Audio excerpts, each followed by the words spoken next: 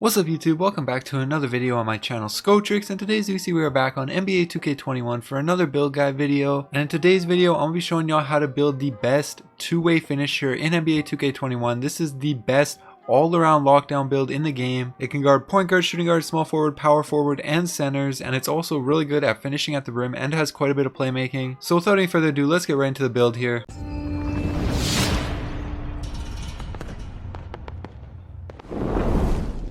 Alright, so on this first screen, nothing really matters too much. The only thing that's important is you want the position to be a small forward, the hand, jersey number, name, none of that matters. You can set that up however you want, then go ahead and click continue.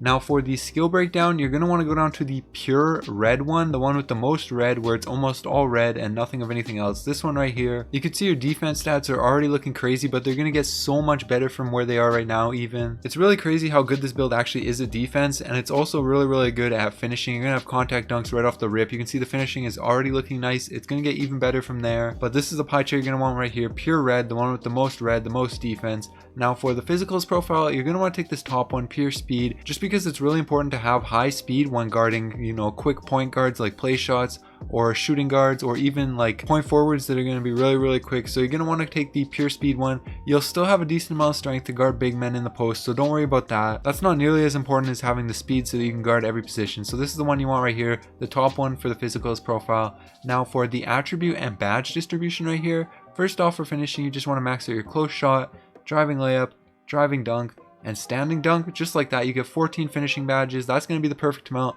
I'll show you guys how to put on the badges at the end of the video, but that is going to be the perfect amount. So you're good just like that for finishing. For shooting, you don't want to do anything, just skip shooting. Go straight down to playmaking. For playmaking, you want to max out pass accuracy, ball handle, post moves, and then move down post moves until you see it go down to 6 playmaking badges.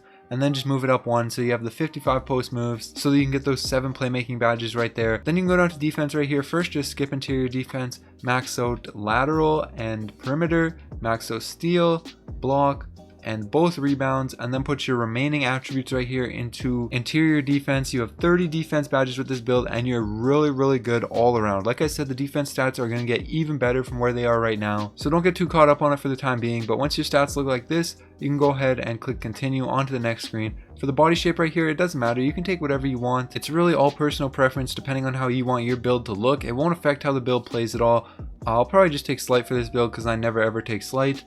But now for the height, all you want to do is go up 1 to 6'8". You can see this changes some of your stats up and down either way. Don't get too worried about that. They're going to change a lot still through these next 2 slides. But you want to be 6'8" so you can guard every single position in the game, every single build in the game. This is the perfect height. Go ahead, confirm it right here.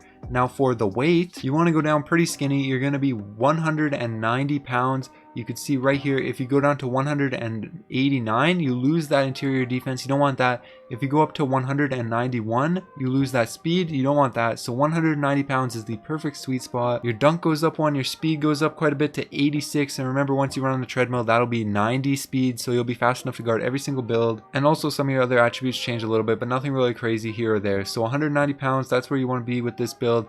Now for the wingspan, you just want to go straight to max. You can see this helps out so many categories. Your finishing gets way better. Driving dunk, standing good dunk go way up. All your defense stats go up. You can see 87 perimeter defense, lateral quickness, and steal. 92 block, 91 offensive rebound, 93 defensive rebound. You're going to be able to guard every single position in the game with those stats. That's really good. So maximum wingspan is definitely the way to go for this build. Definitely go ahead and confirm that. Now for the takeover, I recommend the lockdown takeover. You could take glass cleaner. It's also a very good takeover for this build, but I recommend the lockdown takeover. I think if you're going to be making this build to play defense, it's best to have the defensive takeover. They'll help you guard all positions. It won't just help you guard guards, it'll also help you body up big men. So the lockdown takeover is the best takeover in my opinion for this build.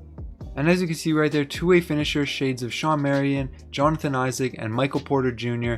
Now I'm going to go ahead and take a quick second, show you guys the final attributes and badges for this build. I recommend you stick around for this. It'll only take a minute or two, and hopefully it'll help you out make this build as good as possible. But you can pause the video right here if you want to see the final attributes.